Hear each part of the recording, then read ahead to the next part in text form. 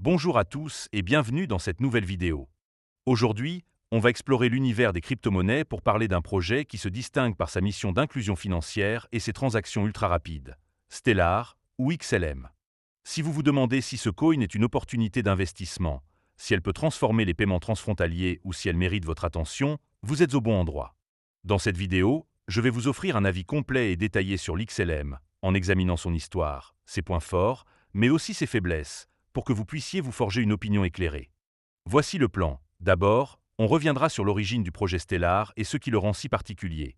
Ensuite, on explorera ses principaux avantages, puis on abordera ses inconvénients, et enfin, je conclurai avec une note sur 10 pour partager mon ressenti global. Restez avec moi, car on va décortiquer tout ça ensemble, et je vais m'assurer que ce soit clair, précis et agréable à écouter. Évidemment, si vous souhaitez acheter du XLM, il y a un lien de parrainage dans la description vers crypto.com. Ce lien vous permettra de vous inscrire et de recevoir un cadeau de bienvenue.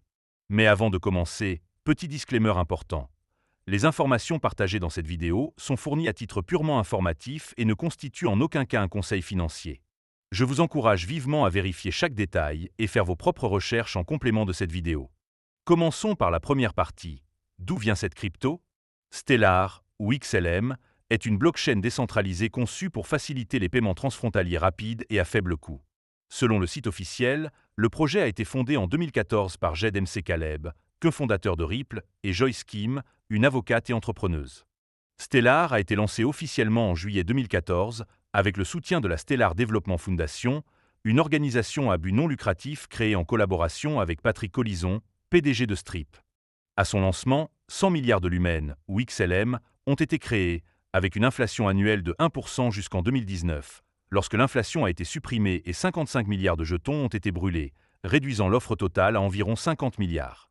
En mai 2025, l'XLM se négocie autour de 0,2891 $, avec une capitalisation boursière de 8,89 milliards de dollars, le classant 17e sur CoinMarketCap. Environ 31 milliards de jetons sont en circulation. L'XLM est disponible sur des exchanges comme Coinbase, Binance, Kraken, KuCoin et Crypto.com. Stellar utilise le Stellar Consensus Protocol, ou SCP, qui permet un consensus rapide sans preuve de travail énergivore, atteignant plus de 1000 transactions par seconde avec une finalité de 2 à 5 secondes. Le réseau supporte les paiements, les transferts d'actifs et les contrats intelligents via Soroban, lancé en 2024. Des partenariats avec IBM, MoneyGram et Franklin Templeton, ainsi que l'intégration de stablecoins comme USDC et EURC, renforcent son adoption. Stellar se concentre sur l'inclusion financière, notamment dans les régions sous-bancarisées, comme en Afrique et en Asie du Sud-Est. Cet historique montre que Stellar est un projet axé sur l'utilité réelle, mais ce sont ses forces qui le rendent attrayant. Alors passons à la deuxième partie pour explorer ses avantages. On attaque maintenant les avantages de l'XLM, et je vais vous détailler 5 points forts qui font de ce coin un projet prometteur pour les traders et les institutions. Le premier bon point, c'est la rapidité et les frais extrêmement bas. Stellar traite plus de 1000 transactions par seconde, avec une finalité de 2 à 5 secondes, surpassant les 15 transactions par seconde Ethereum. Les frais, fixés à 0,00001 XLM, soit environ 1 millionième de centimes de dollars, sont parmi les plus bas du secteur, rendant Stellar idéal pour les micro-paiements et les transferts transfrontaliers. Par exemple, envoyer 1000 $ coûte moins d'un centime, contre plusieurs dollars sur Ethereum en période de congestion. Cette efficacité, vantée sur des sites comme CryptoVantage, attire les entreprises et les particuliers dans des régions où les frais bancaires sont prohibitifs. Le deuxième avantage, c'est l'interopérabilité et la flexibilité. Stellar permet de créer et d'échanger des représentations numériques de n'importe quelle monnaie, qu'il s'agisse de dollars, d'euros, de bitcoin ou de pesos. Grâce à son exchange décentralisé intégré et à son algorithme de recherche de chemin, Stellar convertit automatiquement les devises via l'XLM comme monnaie relais. Par exemple, un paiement en dollars peut être reçu en pesos en quelques secondes, sans marché direct. Cette capacité, soutenue par des intégrations comme USDC et EURC, fait de Stellar un pont entre les systèmes financiers traditionnels et la blockchain, un atout clé noté sur security.io. Le troisième point fort, c'est les partenariats institutionnels solides. Stellar collabore avec des géants comme IBM, qui utilisent le réseau pour des paiements transfrontaliers via WorldWire, et MoneyGram, qui facilite les conversions fiat crypto via USDC sur Stellar. En 2023, Circle a lancé son stablecoin EURC sur Stellar, et Franklin Templeton a rendu son fonds monétaire on-chain accessible via l'application Benji Investment. Ces partenariats, combinée à des initiatives comme le projet de monnaie numérique avec le gouvernement ukrainien en 2021, montre que Stellar est adopté par des acteurs majeurs, renforçant sa crédibilité, comme l'ont souligné des postes optimistes sur X. Le quatrième avantage, c'est l'accent sur l'inclusion financière. Stellar vise à connecter les populations sous-bancarisées, notamment en Afrique, en Asie et en Amérique latine, où 1,4 milliard de personnes n'ont pas de compte bancaire. Des projets comme Vibrant, une application de portefeuille mobile, permettent aux utilisateurs d'envoyer des fonds à faible coût. En 2024, Stellar a traité plus de 12,5 milliards de transactions, selon Stellar.org, dont beaucoup dans des régions en développement. Cette mission sociale, soutenue par la Stellar Development Foundation, attire les investisseurs éthiques et les ONG, un point apprécié sur Coinbureau. Enfin, le cinquième point positif, c'est le potentiel de croissance des prix.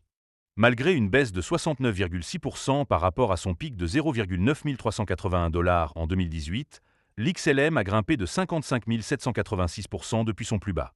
Des prévisions sur Coinpedia estiment un prix moyen de 0,67 $ d'ici fin 2025, avec un pic possible à 1 $ si le marché haussier se confirme. À plus long terme, des analystes tablent sur 2 $ d'ici 2030, portés par l'adoption croissante et un ETF potentiel, comme mentionné sur BitGay. Ces forces font de l'XLM un projet robuste, mais il n'est pas sans défi, et il est temps de passer à la troisième partie pour parler de ses inconvénients.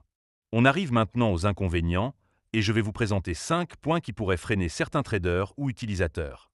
Le premier inconvénient, c'est la volatilité des prix. À 0,2891 $ en mai 2025, l'XLM a chuté de 1,9% en 24 heures et de 7,5% en une semaine, selon CoinGecko. Depuis son pic de 2018, il reste 69,6% en dessous de son sommet, sous-performant Bitcoin et Ethereum, qui ont dépassé leur record. Cette instabilité, amplifiée par des ventes massives, comme 500 millions d'XLM transférés vers des exchanges en 2024, peut décourager les traders prudents, comme noté sur Interactive Crypto. Le deuxième point faible, c'est la concurrence intense. Stellar rivalise avec Ripple, Swift et des blockchains comme Ethereum et Solana. Ripple, avec 548 employés contre 117 pour la Stellar Development Foundation en 2021, a un avantage en marketing et adoption. Swift, bien que plus lent, domine les paiements bancaires, et des blockchains comme Solana offrent des frais similaires avec plus de DApps.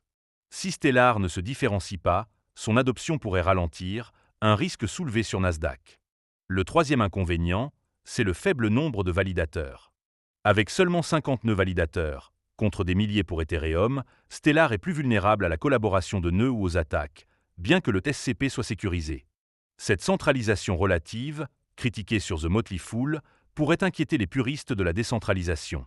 Le quatrième point négatif, c'est le manque d'incitation pour les détenteurs d'XLM. Stellar n'offre pas de stacking, contrairement à Cardano ou Avalanche, qui proposent des rendements de 5 à 9%. Le seul rôle de l'XLM est de payer les frais et de maintenir un solde minimum de 1 XLM par compte, soit environ 0,29 $. Ce manque d'utilité, noté sur Wearblocks, peut décourager les investisseurs à long terme. Enfin, le cinquième inconvénient, c'est les incertitudes réglementaires.